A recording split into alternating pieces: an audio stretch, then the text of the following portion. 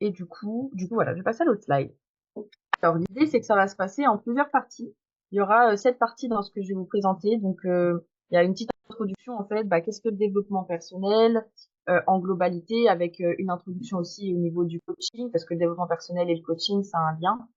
Euh, je vais vous partager aussi mon histoire personnelle au niveau du développement personnel, parce que c'est pas venu comme ça. Les fondamentaux, pour moi, dans le développement personnel, ce qui a été important pour moi à ce niveau-là. Quand je dis le bullshit, c'est vraiment les pièges en fait à éviter dans le développement personnel, parce qu'il y a plein de petits pièges dont je vais pouvoir vous parler, qui vont vous permettre de gagner du temps et de faire un développement personnel personnel. Ce sera plus expliqué. Ensuite, les bénéfices, quels bénéfices concrets on a quand on fait du développement personnel, et puis voilà, et puis aussi beaucoup de pratiques, des conseils au niveau du développement personnel, comment concrètement mettre ça en place. Et je vous partagerai une petite conclusion sur tout ce qu'on a vu. Chacun pourra faire aussi son partage. Et puis après, je vous parlerai de mon projet d'accompagnement, en quoi ça consiste, c'est quoi le lien avec le développement personnel. Et voilà. Parmi ces thématiques, laquelle vous attire le plus, serait la plus importante pour vous aujourd'hui? Comme ça, ça vous permet aussi de mettre plus de focus quand je vais... Oula, il y a un bébé qui a très envie de focus sur le développement personnel. Je sais pas qui a activé son micro. En tout cas, voilà. Donc, je vais passer à la partie au niveau du développement personnel. Donc, je sais pas si tout le monde connaît le développement personnel. En tout cas, moi, ça fait un petit moment que je m'y intéresse. Et du coup, pour définir ça assez simplement, ça va être beaucoup centré en fait sur un processus continu sur l'amélioration de soi. Ça va permettre vraiment de s'améliorer et de pouvoir verbaliser, avoir des changements au niveau des comportements, des attitudes, et du coup créer un certain bien-être au fur et à mesure du temps. C'est pas forcément quelque chose de facile à mettre en place. Ça demande beaucoup de courage aussi. C'est affronter des choses pour travailler sur soi. Et du coup, ça permet d'être plus à l'aise, d'être dans une introspection, dans plus une prise de conscience de qui on est et de créer des actions concrètes pour créer du changement dans sa vie. Et le lien avec le coaching, en fait, il est assez simple. C'est-à-dire que le coaching, c'est tout simplement une méthode d'accompagnement. Ça permet d'avoir un cadre au niveau du développement personnel. On va se centrer vraiment sur ton objectif et puis du coup, créer un accompagnement complet pour pouvoir t'aider dans ton développement personnel.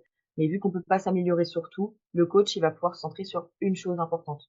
On va pas pouvoir tout changer un peu.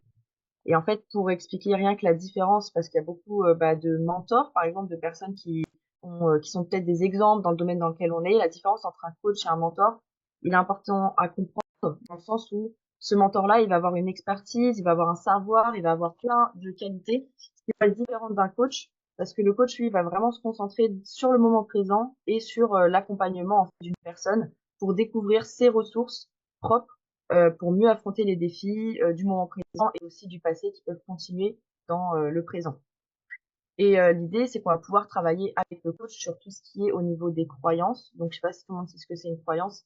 Et les croyances, ça va être des choses auxquelles on croit, on pense que c'est un fait en fait pour nous dans notre tête. Donc, avec le coach, on va pouvoir travailler sur certaines croyances qui peuvent nous limiter à certains moments.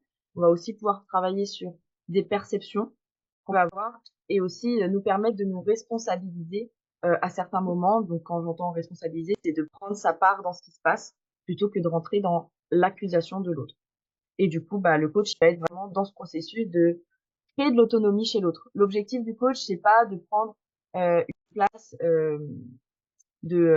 comment dire, euh, prendre trop de place. L'objectif, c'est que la personne elle puisse prendre des choix par elle-même. On n'est pas là pour donner des conseils, on ne sait pas mieux que quiconque comment vous devez gérer votre vie. Par contre, le coach va pouvoir justement vous dire où est le chemin potentiel par rapport aux réponses que vous allez avoir au niveau de l'accompagnement dans votre développement personnel. Donc le lien il est vraiment étroit entre le développement personnel et le coaching parce que du coup ça va être vraiment un outil qu'on va pouvoir utiliser, un processus structuré et du coup ça va nous permettre de comprendre nos blocages, d'aller stimuler une certaine croissance personnelle et du coup de mieux se comprendre et d'aller vers un bien-être global pour se centrer vers nos objectifs qui nous tiennent à cœur dans le moment présent. Pour parler un petit peu de mon histoire personnelle au niveau de ce développement personnel, ça fait moi à peu près, on va dire, 3 ans que j'ai mis un peu de conscience sur moi-même. Donc, vu que là j'ai 25 ans, ça fait pas très longtemps. parce que du coup, je me suis un peu fait englober, on va dire, par la vie, c'est-à-dire par tout ce qui est extérieur, et j'étais pas forcément dans la conscience de qui je suis pour mettre en place des choses dans ma vie. Et en fait, il y a eu plusieurs déclics qui vont être importants, enfin qui ont été importants pour moi en tout cas. Ça a été plusieurs choses. Je me suis déjà dans un premier temps, je me suis lancée dans un marketing relationnel. Donc je sais pas si vous connaissez ce que c'est le principe. En tout cas, c'est de la vente de produits directs pour le bien-être, etc. Donc c'est la première fois que je me lançais dans l'entrepreneuriat. Donc quelque part, quand tu rentres dans l'entrepreneuriat, déjà il y a des choses sur lesquelles on a besoin de bosser sur soi.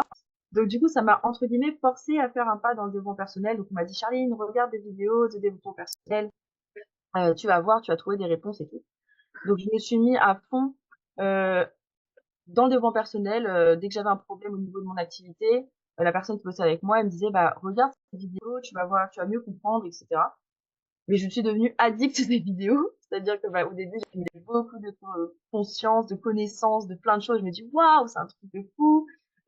C'est vraiment cool de pouvoir mieux se comprendre juste en regardant des vidéos, des podcasts. C'est la chance qu'on a aujourd'hui avec Internet. On a accès à plein d'infos. Et du coup, au fur et à mesure du temps, avec cette activité, entreprendre, ça m'a permis de rencontrer d'autres personnes de plein de milieux différents.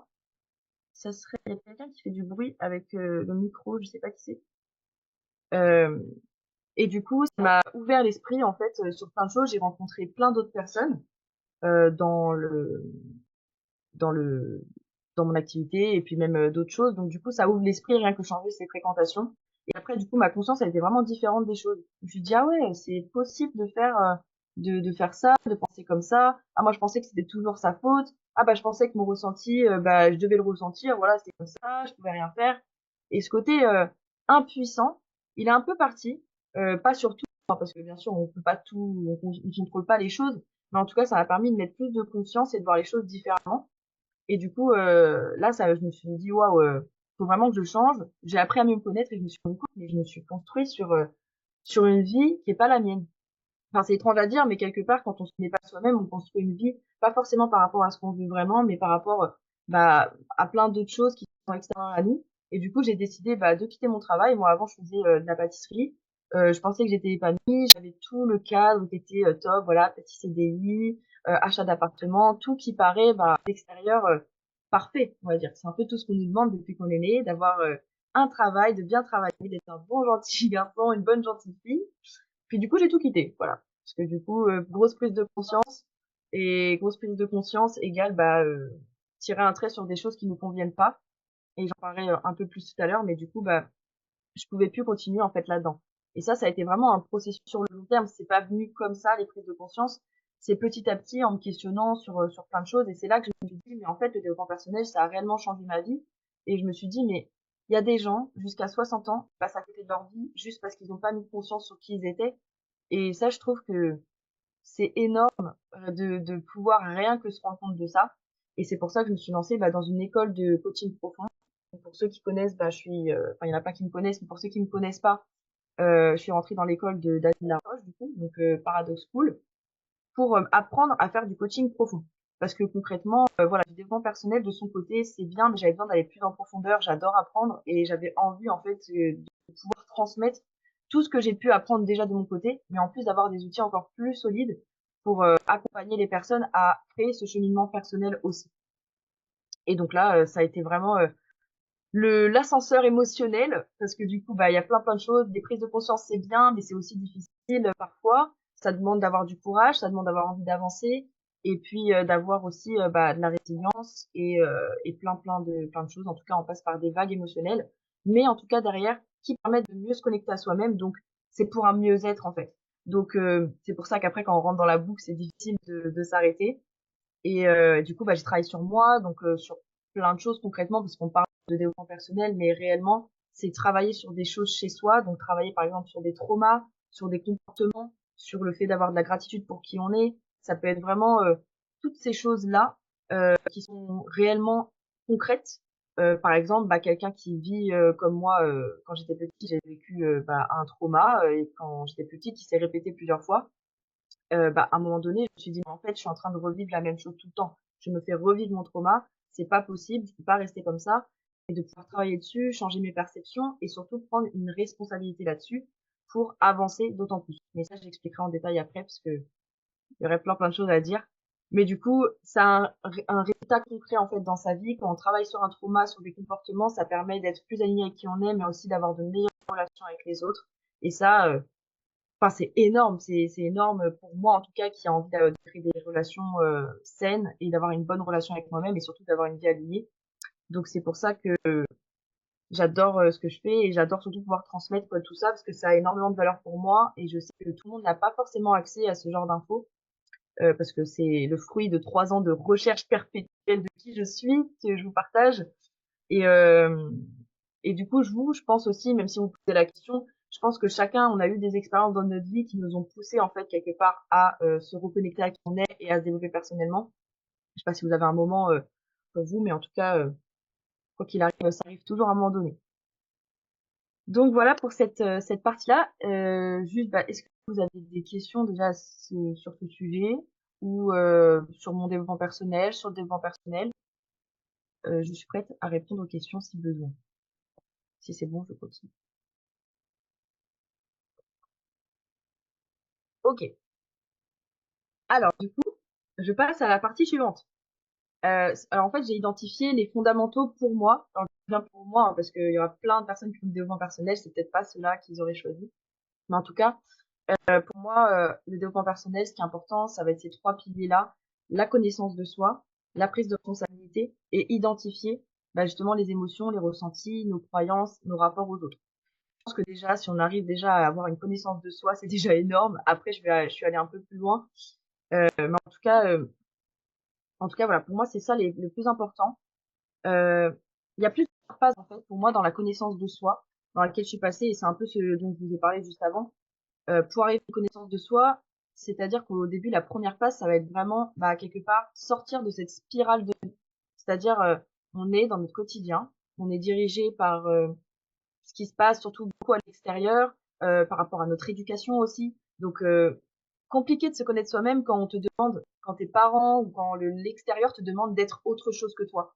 Donc, du coup, l'idée, c'est que sortir de cette spirale de vie, ça va être de pouvoir se connecter à, mais en fait, je suis qui? En fait, je suis qui? Personne ne m'a demandé qui j'étais. On me demande d'être une bonne fille, on me demande d'être gentille avec les gens. Mais sortir de cette spirale de vie, déjà, c'est déjà un grand pas. Et j'ai mis beaucoup de temps avant de me poser ces questions. Donc voilà, comment dire, chacun a son bon moment. Donc voilà, peut-être le moment de se poser des questions sur qui je suis. Et du coup, en fait, tu te disais jusqu'à maintenant, ok, je fais mon quotidien, je fais ma vie. En fait, c'est la vie, quoi. Je suis obligée de vivre en fonction de l'extérieur. Et du coup, sortir de cette spirale de vie, ça va être possible pour moi sur plusieurs critères et les plus importants, en tout cas ceux qui ont été pour moi ceux qui m'ont fait sortir de cette spirale, ça a été de changer déjà mes fréquentations. Quand j'ai changé de fréquentation, quand je suis tombée dans l'entrepreneuriat, quand j'ai commencé à rencontrer de nouvelles personnes, déjà, tu sors un peu de cette spirale de vie parce que tu t'entoures de gens qui n'ont pas forcément la même manière de penser que toi. Alors qu'en général, quand on est dans notre quotidien, on s'entoure des personnes qui nous ressemblent. Et là, du coup, ça nous fait se poser de nouvelles questions potentiellement quand tu rentres dans l'entrepreneuriat. C'est ça qui s'est passé pour moi, en tout cas. Ou alors aussi, ce qui va pouvoir créer ce déclic pour sortir de cette spirale, ça va être vraiment de vivre quelque chose de difficile. La vie, en général, elle te ramène à toi par des choses difficiles. Ça peut être, la fin d'une relation, se faire virer d'un travail. Ça va être vraiment plein de choses. Et en fait, là, quelque part, soit tu te remets en question, ou soit, tu recontinues dans ce que t'es, en fait. Et donc, en général, tu tombes malade, tu peux être en dépression. Et c'est pour ça aussi que la dépression, elle est très utile parce que ça permet justement de voir tout en perspective pour faire un genre de feedback de où j'en suis, qui je suis. Et en général, c'est à partir de ce moment-là où tu es obligé quelque part de te reconnecter à toi-même. Et si tu le fais pas, tu te sens mal. Ou alors tu perpétues la situation. Et du coup, à partir de ce moment-là, déjà quand tu commences à sortir de cet événement extérieur qui arrive à toi et que tu en prends ta part et que tu te remets en question, là, ça va être vraiment prendre conscience et tu vas te poser des questions, tu vas aller te renseigner, comme moi j'ai fait, regarder plein de livres, des podcasts et se dire, mais en fait, je suis perdue, mais comment est-ce que je peux retrouver mon chemin? Et en fait, quand tu vas avoir toutes ces informations-là, ta conscience, elle va changer quelque part. C'est un peu difficile à expliquer, c'est plutôt quelque chose à vivre. Mais en gros, en tout cas, pour moi, ce qui s'est passé, c'est que je me suis dit, mais en fait, tu peux vivre autre chose. C'est un truc de fou. Je pensais que moi, je devais avoir un travail, voilà, vivre cette relation. Mais en fait, pas du tout. Donc tu te dis: «En fait, je peux vivre autrement» et tu dis: «C'est un truc de fou». Franchement, c'est un truc de fou à vivre et en fait, quand tu comprends ça, réellement, et tu l'as ressenti à l'intérieur de toi, c'est impossible de faire machine arrière. C'est comme si, demain, tu vas voir un film et puis que ta pote, le lendemain, elle te dit: «Ah bah, viens voir un film avec moi». Elle te dit: «Non, mais c'est bon, t'inquiète, fais semblant de ne pas l'avoir vu». C'est impossible. Les prises de conscience dans le développement personnel, quand elles sont réellement profondes, tu peux pas regarder ailleurs. Enfin, ça paraît dingue, mais c'est le cas. Et donc là, ça fait la partie de prendre conscience. Il y a une différence entre prendre conscience et mettre de la conscience. Parce que là, à ce moment-là, tu vas passer dans une phase où du coup, tu vas pouvoir voir comment les autres fonctionnent et comment toi tu fonctionnes. Parce que jusqu'à maintenant, bon, déjà, faut te sortir du beau drap dans lequel t'es, entre guillemets, si t'étais dans un événement difficile, déjà de pouvoir traiter ça et d'aller mieux. Et ensuite, tu vas pouvoir aller plus loin. Tu vas dire, ah, mais en fait, c'est dingue, quand ma mère, elle me parle comme ça, bah, je me sens comme ça. Ah, puis elle est toujours agressive avec moi. Ah, mais ça soulève quoi chez moi? Qu'est-ce qui fait que je me sens insécure? Et en fait, c'est une boucle comme ça, où du coup, bah, tu rentres dans la boucle du développement personnel.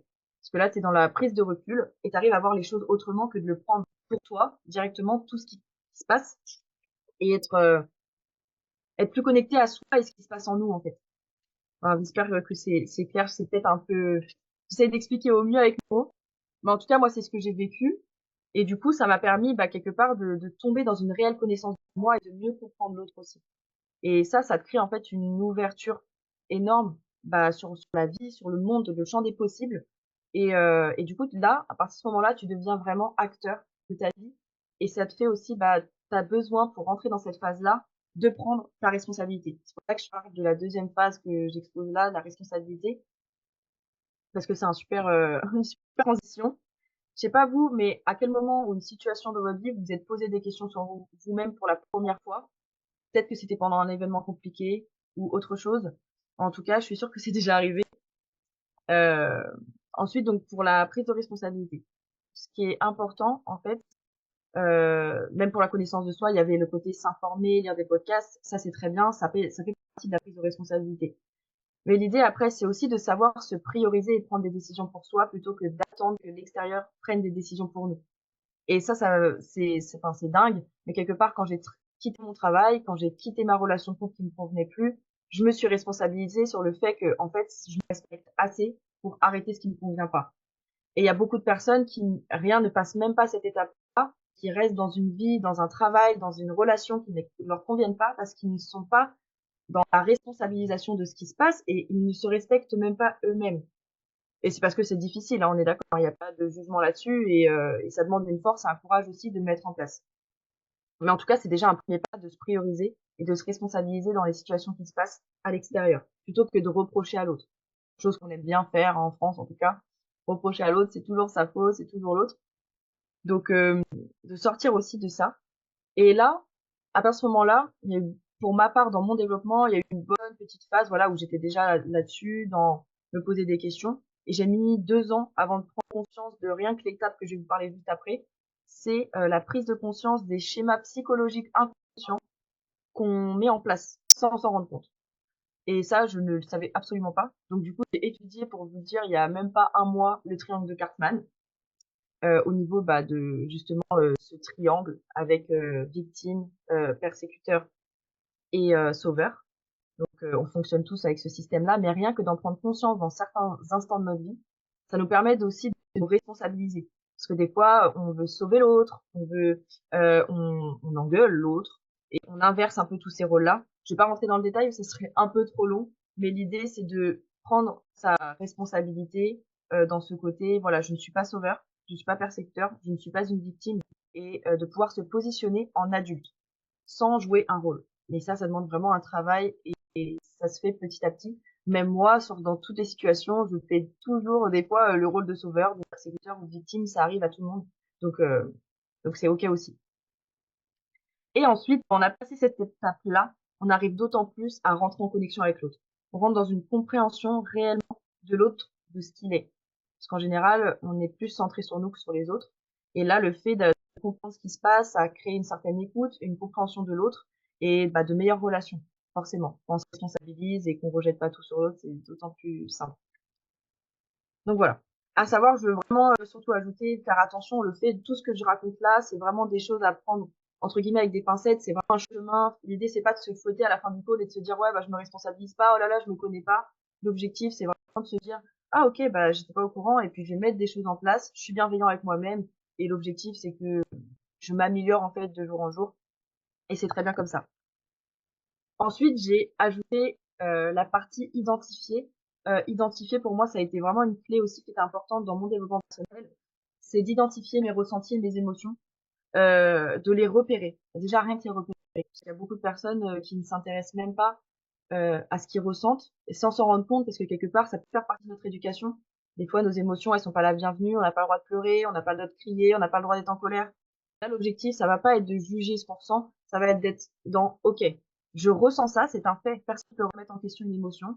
C'est un indicateur, c'est un message que tu as besoin de lire pour mieux te connaître et mieux te comprendre. Tout ça, c'est utile. Chaque émotion, chaque sensation, elle est là pour t'apprendre quelque chose. Et ça, vraiment, c'est hyper important quand on veut se développer personnellement. C'est pas, ah bah, je veux plus ressentir. Non, ressens les choses. C'est pas ce que tu voudrais actuellement, mais je vais cheminer pour aller vers ce qui m'impacterait et qu'est-ce que je veux créer, en fait, par la suite. Parce que quelque part, refuser l'émotion, c'est l'amplifier.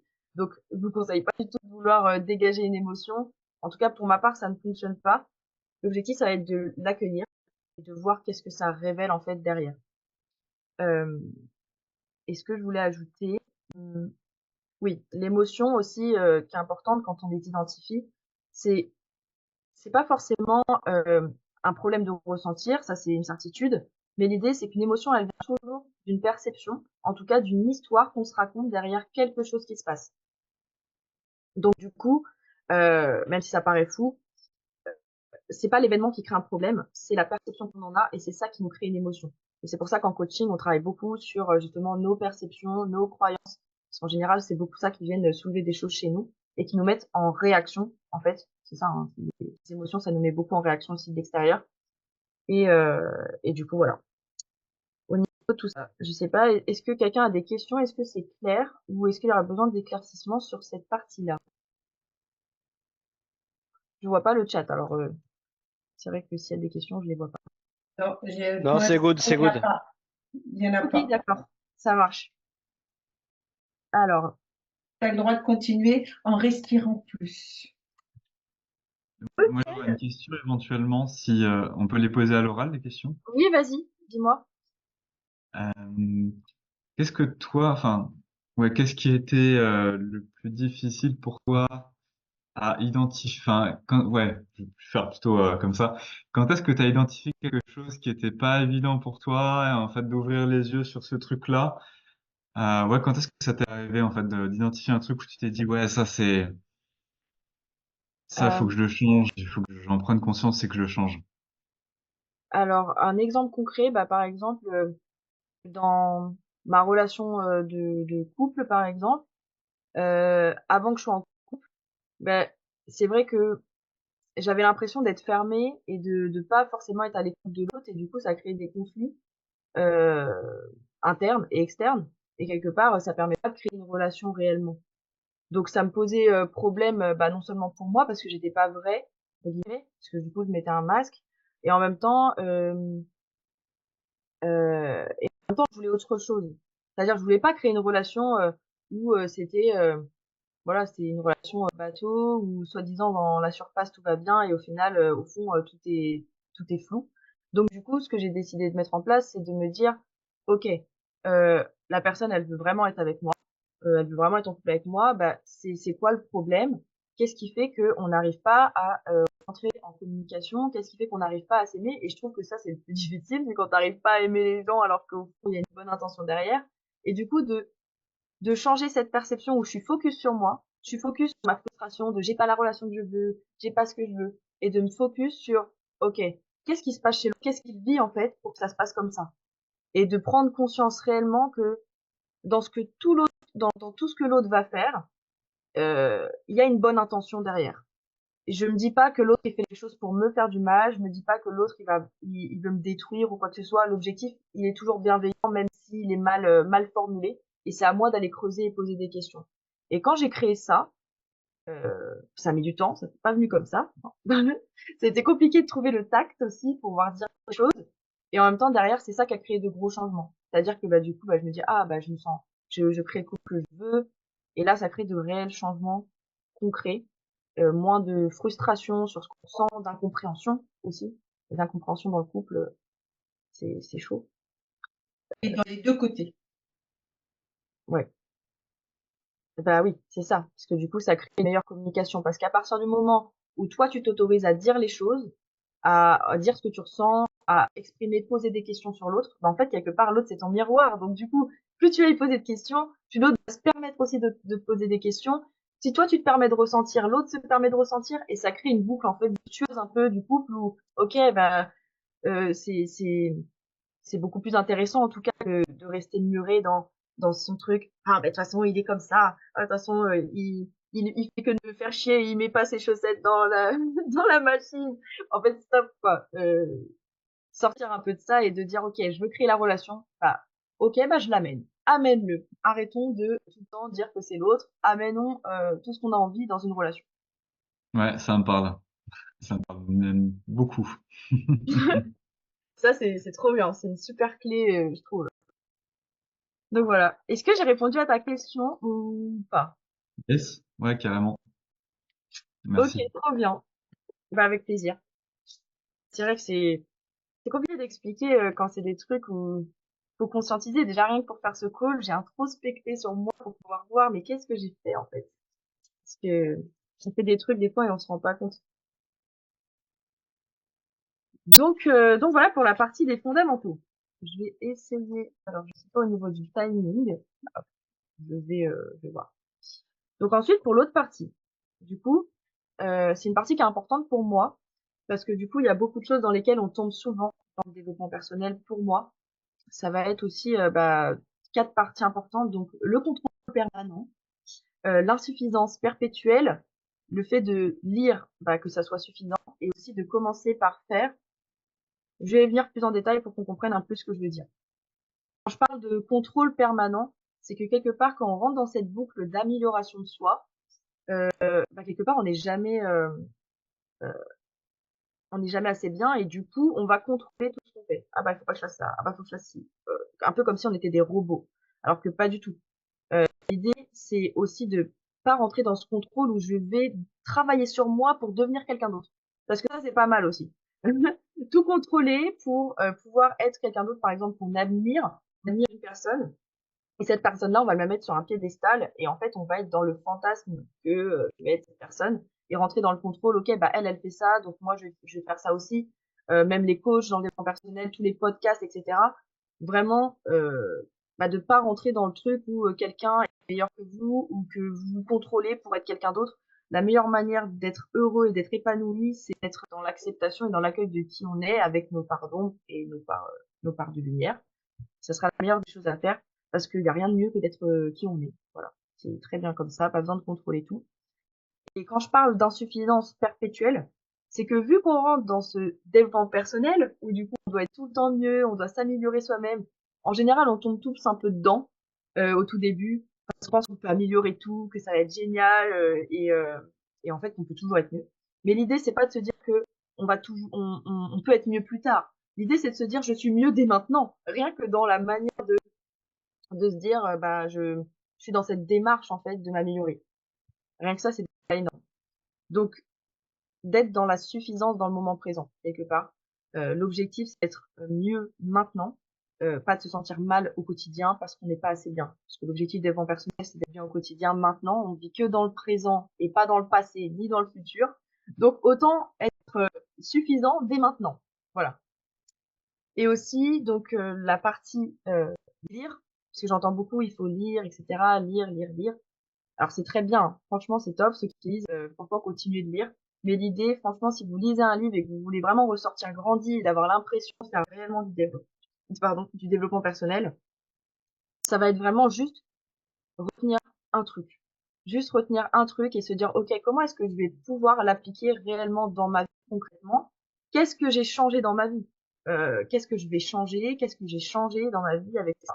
Parce que sinon, ça n'a pas d'importance. Transformer sa vie, c'est comme je viens de dire tout à l'heure, l'exemple que Jamie m'a demandé. Ça peut être transformer un trauma en force, par exemple.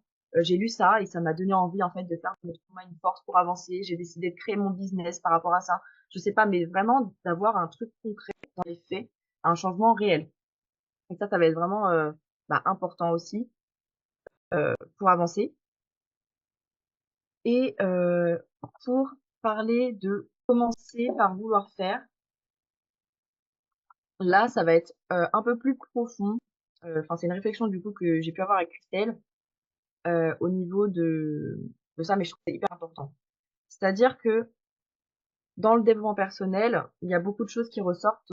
Il faut passer à l'action, il faut faire ceci. Bon, beaucoup de il faut, je dois, etc. Faire des choses.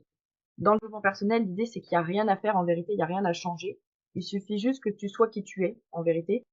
Et il s'agit surtout d'être avant de faire les choses.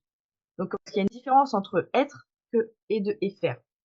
Alors en fait, il y a il faut créer en fait dans le développement personnel, enfin il faut rien du tout, mais si tu as envie de développer personnellement et d'être vraiment dans l'alignement, l'objectif ça va être d'être dans la connexion entre le qui je suis et ce que je veux faire. Parce que c'est fondamental pour que tu crées des changements réels dans le concret et que tu aies un réel bien-être dans ta pratique du développement personnel. Et en tout cas, même dans les coachings, c'est absolument ça qu'on fait, c'est-à-dire qu'on connecte la personne à ce qu'elle veut faire par rapport à qui elle est. Sinon, ça n'a aucun intérêt, aucun impact. Par la suite, les personnes, elles abandonnent, elles disent, ah bah, je suis pas motivée. La vérité, c'est qu'il n'y a jamais une question de motivation. C'est toujours une question de connexion à l'identité et à tes valeurs profondes, en fait. Donc, quand tu sais qui tu es, déjà, avant de connaître qui tu es, il faut faire une exploration intérieure de qui tu es, clarifier tes valeurs, tes croyances, tes forces, tes faiblesses, pour vraiment avoir une palette que tu puisses voir qui tu es. Et du coup, ça inclut aussi tes motivations profondes, tes forces, enfin tout plein de choses, tes passions, tes talents cachés, j'en sais rien, plein de trucs qui permettent de mieux te comprendre et pourquoi aussi des fois tu réagis de certaines manières. Et du coup, d'identifier aussi tes mécanismes de défense, tes peurs, tes désirs réels. Donc ça, c'est le qui je suis.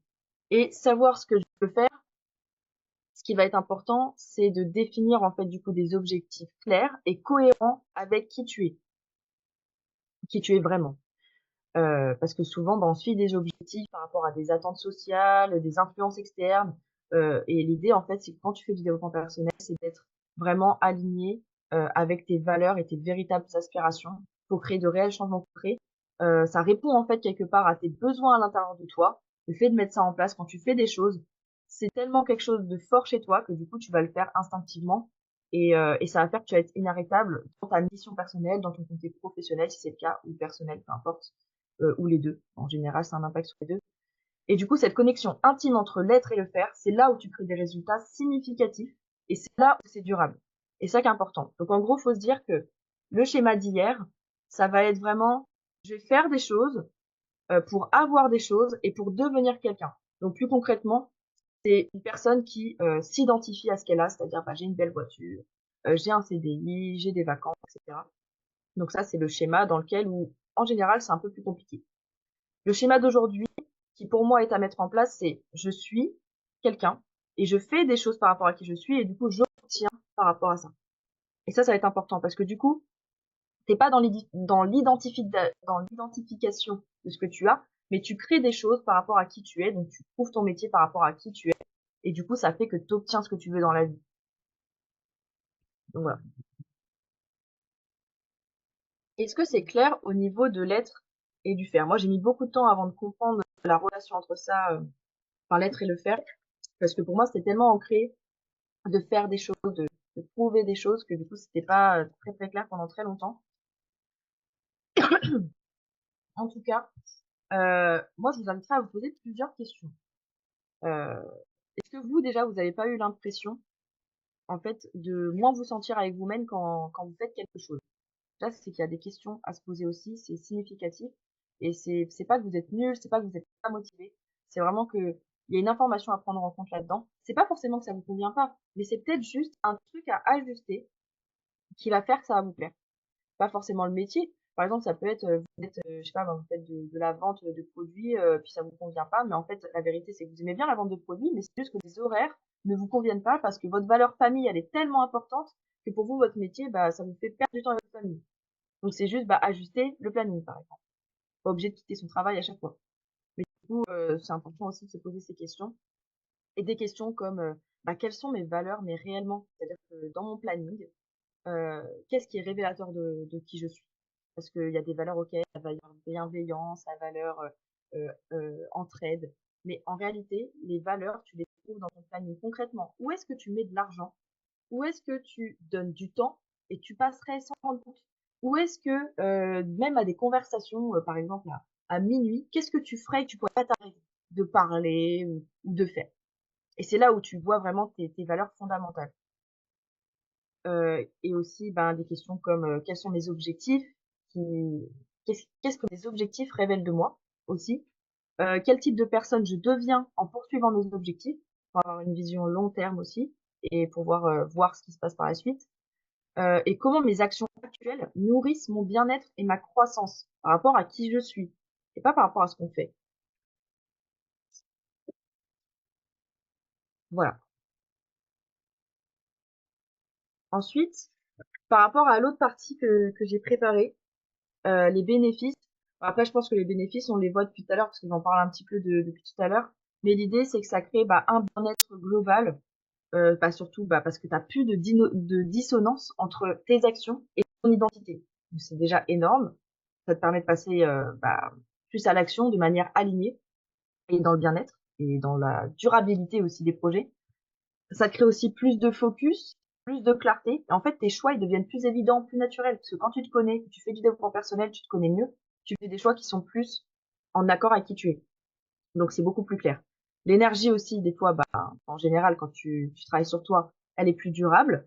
Ou alors, si elle l'est pas, c'est qu'il y a déjà des ajustements à faire aussi, au fur et à mesure du temps. Euh, et du coup, nos objectifs aussi sont alignés par rapport à bah, qui on est. On se respecte plus soi-même, parce que du coup, on arrive à poser des limites, à savoir parler de ses besoins, exprimer ses besoins, et aussi bah, en avoir conscience et bah, dire, ok, bah, là, en fait, cette soirée, bah, je peux pas y aller parce qu'en fait, je suis fatiguée, je me suis donné trop, beaucoup bossé, j'ai besoin de me retrouver tout seul, et bah, de pouvoir se dire, ok, stop, je me respecte suffisamment, et mes amis, ils m'aiment pour ce que je suis, donc je vais pouvoir bah, pas y aller, par exemple. L'idée aussi, bah, c'est d'améliorer les relations, parce que du coup, comme je parlais tout à l'heure, bah, de l'exemple de la relation, ça évite bah, de tomber dans des schémas toxiques au niveau des relations, c'est-à-dire bah, le sauveur, par exemple, il va vouloir sauver son chéri, enfin je sais pas, par exemple, ton chéri, il est, il est alcoolique, et toi, tu restes avec lui parce que tu veux le sauver. Mais en réalité, le fait de travailler sur soi et de prendre conscience de sa responsabilité, de plein de choses au niveau de soi, ça permet de t'éloigner quelque part de toutes ces relations toxiques que peut-être auparavant tu te serais attiré. Et aussi, ça va te permettre, bah, de créer aussi au niveau des relations des solutions constructives. Tu plus en toi, enfin tu es en toi, au niveau de tes réflexions, au niveau de ton ressenti, mais tu dois pouvoir l'exprimer d'une manière plus, plus posée.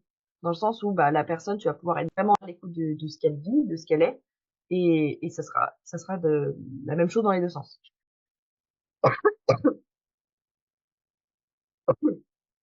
Ah.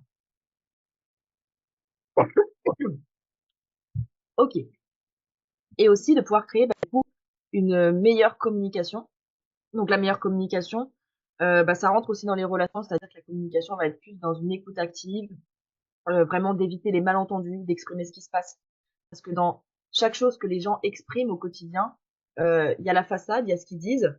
Ah bah t'es méchant, t'es méchant parce que t'as fait ça. Mais la réalité, c'est que derrière, dans le t'es méchant, t'as pas fait ça, c'est j'attendais que tu sois là, mais en fait t'as pas été là. Et quand tu fais du développement personnel et que tu arrives à rentrer dans cette écoute de l'autre, tu vois ce qui se cache derrière le masque, tu vois ce qui se cache derrière les reproches, et tu arrives à ne plus être dans ce truc de je te reproche quelque chose pour te faire comprendre, je te fais comprendre par des sous-entendus que personne comprend à part soi-même, et tu commences à réellement dire les choses, et là ça change beaucoup de choses aussi au niveau de la relation, non seulement avec soi-même, mais avec les autres aussi. Euh, Alignement par rapport à qui on est, forcément, parce que si tu te connais, si tu te développes personnellement, bah, tu te connais toi-même et tu as des objectifs alignés. Tu as aussi le côté bah, apaisement du passé qui nous pesait, dans le sens où des fois il y a des choses. Je dis pas qu'il faut vivre dans le passé. L'objectif c'est pas de ressasser le passé tout le temps. Par contre, si ton passé est tout le temps dans le présent sous plusieurs formes, bah et que tu travailles sur toi, ça te permet d'apaiser ton passé et de créer de nouvelles choses dans le présent qui sont plus agréables au quotidien à vivre. Donc voilà pour les bénéfices. Au niveau des exercices pratiques, j'ai préparé juste un petit truc très simple qui est pas très long parce que du coup je vous ai envoyé un petit groupe WhatsApp qu'on a créé chaque call pour tous les lundis à 19h où il y aura différentes personnes qui vont participer. Je vous ai préparé en fait un petit récap avec vraiment comment s'informer, comment se poser des questions, qu'est-ce que je peux écrire pour commencer à me développer personnellement, comment est-ce que je peux m'accompagner. Tout ça, cette petite fiche-là, elle sera sur le groupe. Et sur ce groupe, tu vas pouvoir recevoir les liens pour chaque Zoom de lundi et avoir des petits bonus, des petits cadeaux certaines fois sur du développement personnel.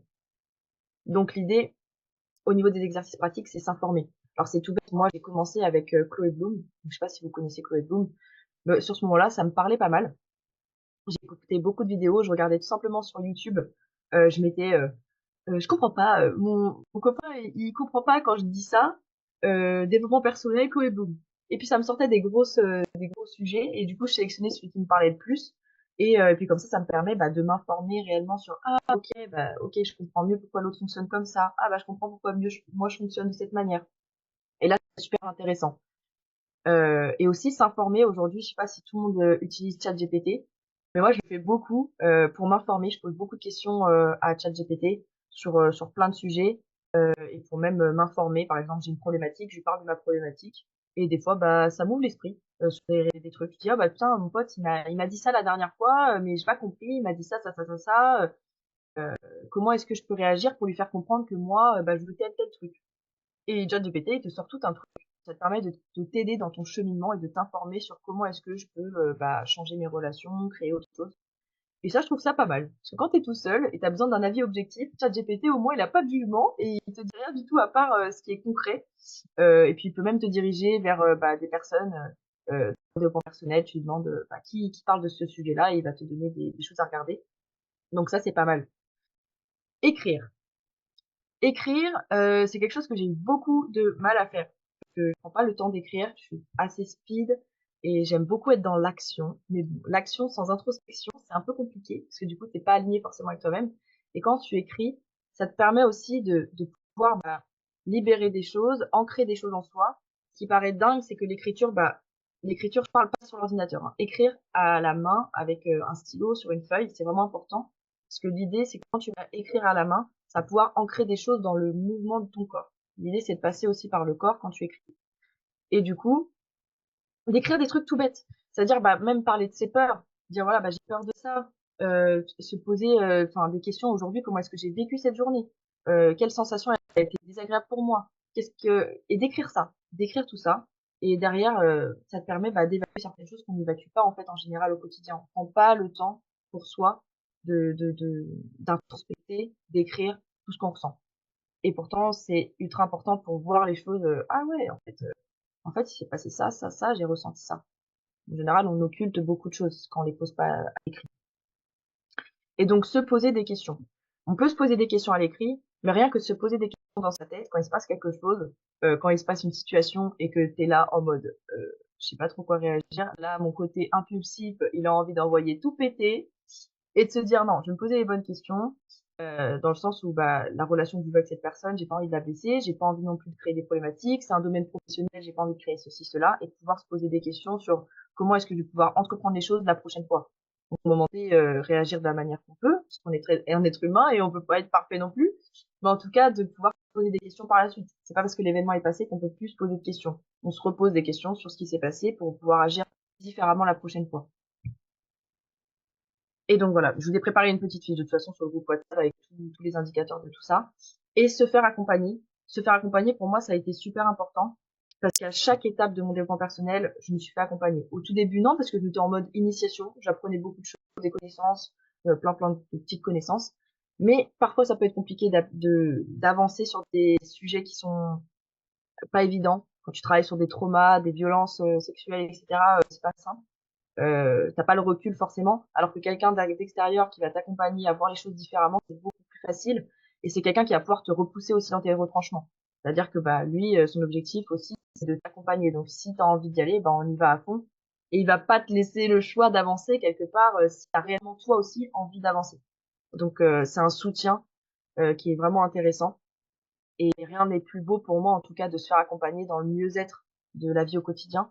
Parce que c'est pas que un trauma qu'on travaille. C'est pas juste un truc qu'on a mal vécu et que c'est du passé. C'est un truc que tu revis perpétuellement et que ce mal-être, tu le vis tous les jours. Donc changer ça, pour moi, il y a rien de plus important que ça. Et même pour la transition, si on a des enfants, par exemple, plein de choses comme ça, se faire accompagner sur ce sujet, ça permet aussi de créer un nouvel environnement familial dans lequel on peut parler de plein de choses, on peut créer de nouvelles relations parce qu'inconsciemment nos traumas ils changent nos comportements. On va pas par exemple, une personne qui s'est fait violer ne va pas forcément avoir les mêmes comportements avec les hommes qu'une personne qui n'a jamais subi de violence sexuelle. On va avoir plein de comportements comme ça inconscients qu'on transmet aussi à nos enfants, à tout ça. Donc travailler sur ça, c'est ultra important, même au niveau des relations des personnes très proches autour de nous. Je pense que il y a rien de plus possible de montrer à ses enfants que se faire accompagner et demander de l'aide. C'est important aussi, parce que c'est pas quelque chose. Il y a des années, on faisait pas du tout ça, on demandait pas d'aide et c'était pas normal d'en demander. Donc c'est bien d'ouvrir la case dans l'esprit des gens. De se faire accompagner, c'est la meilleure clé qu'on peut se donner à soi-même. Et pour la petite conclusion de tout ça, sauf s'il y a des questions au niveau de ce que je viens de parler. Après, je pense que c'est bon. Sinon, il faut lever la main. Au niveau de la conclusion de tout ça, l'objectif de tout ce que je viens de dire, c'est pas de ressortir avec plein de choses et de se dire j'ai plein de choses à bosser ou quoi. C'est juste se dire ok, si je devais changer rien qu'une seule chose dans mon développement personnel, qu'est-ce que j'ai envie de changer, qu'est-ce que j'ai envie de mettre en place pour moi, être dans la bienveillance avec soi. Parce que quoi qu'il arrive, aujourd'hui, vous êtes sur ce call, c'est juste une expérience de vie, vous partagez plein de trucs. Il y a des gens qui vont en faire quelque chose, d'autres qui en font rien, et c'est très bien comme ça, parce que tout arrive au bon moment. Euh, voilà, en fait, quelque part, on est déjà parfait dans nos imperfections dès maintenant. Ça sert à rien de courir derrière l'idée qu'on peut être meilleur tout le temps, tout le temps. On court derrière ce qu'on a envie dans la vie. Et si on peut s'offrir plus grand en se développant soi-même dans nos relations, pour des choses qui sont importantes pour nous, il y en a peut-être, ce qui est important pour eux, c'est le business. Et se développer personnellement, ça peut être aussi au niveau du business, ça peut être au niveau des familles, ça peut être à plein de niveaux. Et, euh, et du coup, ça nous permet de nous rapprocher de nous-mêmes. Et donc voilà. Au niveau de mon projet, en fait, il y en a beaucoup qui me connaissent ici, mais du coup, moi, mon projet à la base, c'était de créer mon accompagnement de coaching et de pouvoir aider des personnes, justement, les accompagner dans tout ce qui est au niveau de développement personnel. L'objectif, c'est qu'on a tous des petites problématiques, ça peut être business, personnel, et l'objectif, ça va être de tout simplement être ton accompagnateur, t'aider en fait quelque part à avancer vers tes objectifs de vie, faire des choses qui sont importantes pour toi, te reconnecter à qui tu es pour mieux avancer, être dans un mieux-être. Et c'est comme une collaboration en fait quelque part.